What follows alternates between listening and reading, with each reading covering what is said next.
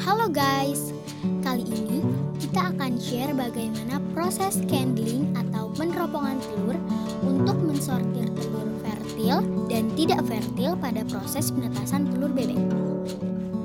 Peneropongan telur dilakukan untuk melihat keadaan telur dan perkembangan embrio selama proses inkubasi atau penetasan berlangsung.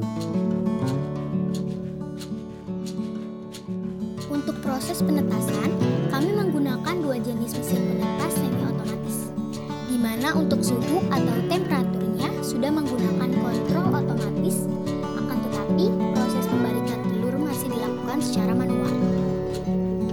Perbedaan dari kedua alat ini terletak pada sistem penghasil panasnya, di mana alat pertama menggunakan elemen pemanas sebagai sumber panas, sedangkan alat kedua menggunakan lampu pijar sebagai sumber panas.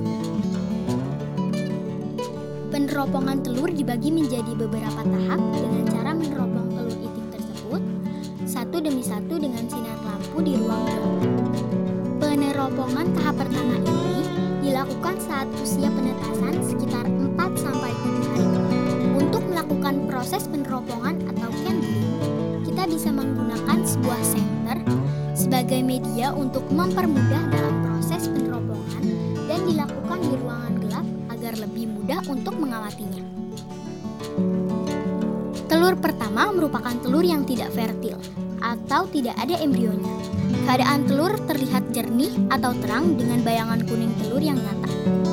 Telur ini tidak ada embrionya dan keadaan ini disebut infertil. Hal ini disebabkan karena telur tersebut tidak dibuahi oleh pejantan, sehingga tidak ada embrio di dalam telur tersebut, dan telur ini tidak akan menetas.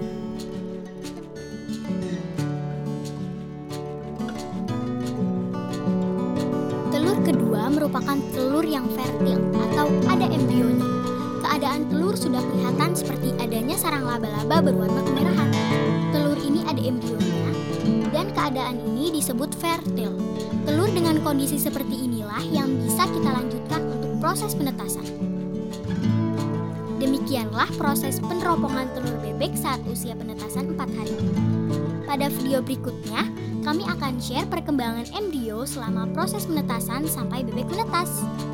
Jangan lupa subscribe dan like, serta share agar channel ini terus berkembang dan bisa terus sharing informasi menarik lainnya. Terima kasih.